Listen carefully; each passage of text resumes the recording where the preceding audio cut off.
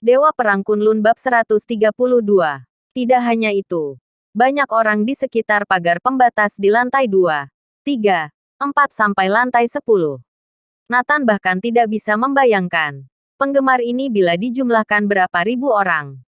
Fans meneriakkan nama idola seperti orang-orang yang telah dicuci otaknya.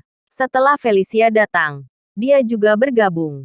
Lebih dari 100 penjaga keamanan berjaga di sekitar panggung, menjaga agar para fans fanatik ini tidak masuk. Garis keamanan dipasang di sekitar panggung. Terlihat seperti sungguhan. Nathan paling tidak suka melihat pemandangan seperti itu. Dia sangat sensitif. Sambil menarik tangan Kirana, dia berjalan langsung ke pintu masuk lift. Bagaimana dengan Felicia? Dalam sekejap mata, Felicia menghilang. Felicia bilang dia pergi melihat idola. Biar kita pergi makan dulu. Nanti akan menyusul, kata Kirana. Baiklah. Nathan dan Kirana langsung menuju pintu lift. Tetapi ketika mereka akan memasuki lift, mereka dihentikan oleh beberapa penjaga keamanan. Tidak, kalian tidak bisa menggunakan lift. Keamanan mengulurkan tangannya dan berkata dengan dingin. Nathan mengerutkan kening. Kenapa? Hari ini, semua lift hanya bisa digunakan oleh staf dan tim artis. Tidak dipergunakan untuk umum. Penjaga keamanan menjelaskan. Nathan bertanya sambil mencibir. Maksudnya bintang-bintang ini memiliki hak istimewa. Benar, untuk memastikan keamanan bintang-bintang, kalian tidak diizinkan naik lift. Penjaga keamanan berkata tegas. Ayo, kita cari eskalator saja. Nathan dan Kirana datang ke eskalator. Tetapi hasilnya sama. Dan mereka berdua dihentikan oleh keamanan. Alasannya sama untuk keamanan bintang. Orang umum tidak dapat menggunakannya. Nathan mendongak dan melihat bahwa semua eskalator dari lantai pertama hingga ke-10 berada di bawah penjagaan. Pada saat ini, Kirana menerima telepon urusan kerja dan pergi. Nathan dibiarkan makan sendiri. Keamanan menunjuk ke sisi yang berlawanan dan berkata, area itu terpisah dari sisi ini. Eskalator di sana dapat digunakan. Nathan meliriknya dan berjalan melewati area panggung untuk mencapai lift di sisi yang berlawanan. Nathan berjalan santai ke arah panggung. Dia berencana melewati area itu. Tanpa pedulikan yang lain, Nathan langsung melintasi garis keamanan. Apa yang kamu lakukan? Berhenti, berhenti, segera. Belasan penjaga keamanan mendekat, menatap Nathan, dan memegang tongkat listrik di pinggang. Nathan tersenyum. Jangan panik. Aku hanya pergi ke seberang untuk naik lift. Tidak akan mempengaruhi kalian. Seorang kepala keamanan berkata dengan marah. Kembali. Anda tidak boleh menerobos di sini. Tidakkah Anda melihat garis penjagaan? Bintang-bintang yang datang hari ini semuanya adalah bintang papan atas. Bila ada masalah, apa kamu mau bertanggung jawab? Tanya seorang petugas keamanan. Nathan mencibir. Bukankah pusat perbelanjaan adalah tempat umum? Ada alasan untuk tidak membiarkan pengunjung lewat. Biasanya boleh. Tapi tidak sekarang. Kepala keamanan berkata dengan dingin. Apa kalian menguasai area publik ini? Kenapa artis memiliki hak istimewa? Apa orang dilarang berjalan di tempat umum? Nathan bertanya dengan suara rendah. Ya, memang ini hak istimewa. Biaya penampilan mereka miliaran per menit. Ini hak istimewa, kata penjaga keamanan. Nathan mencibir. Kalau begitu aku tetap lewat sini. Di sini semua dalam status darurat militer.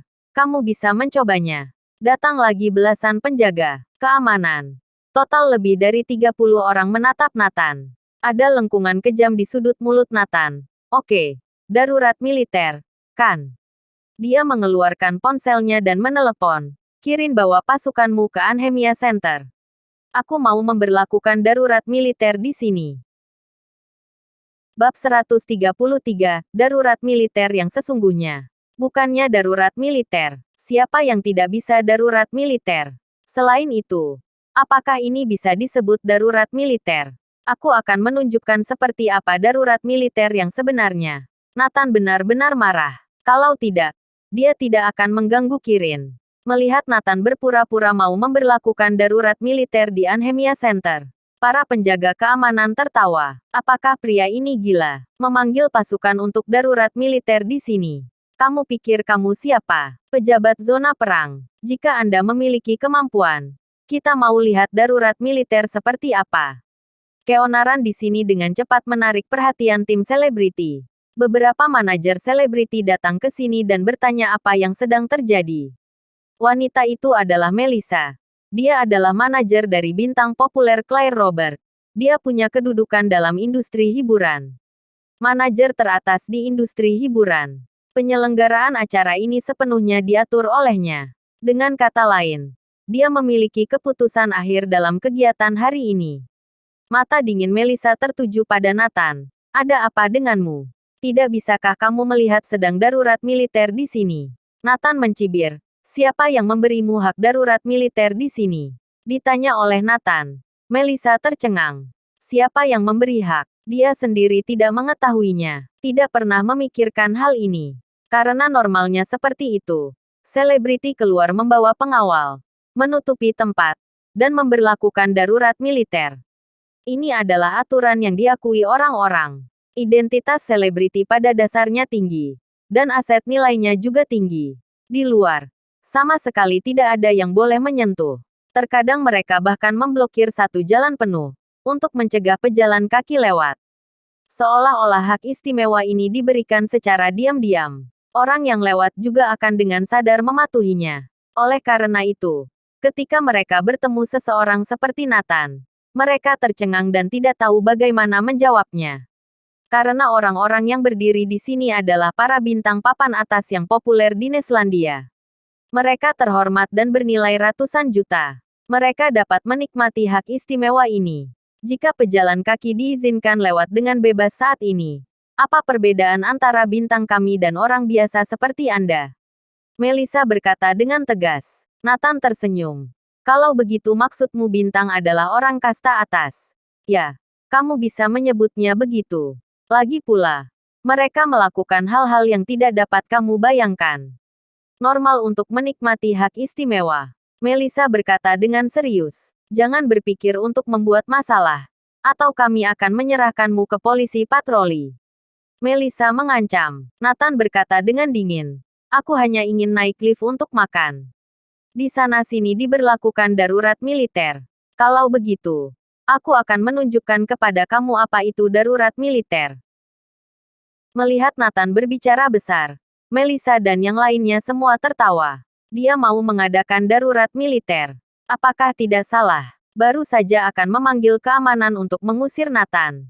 Pada saat ini, beberapa bintang datang, dan para penggemar bersorak. Melissa juga pergi menyambutnya. 2 bintang, seorang pria dan seorang wanita, sangat memesona.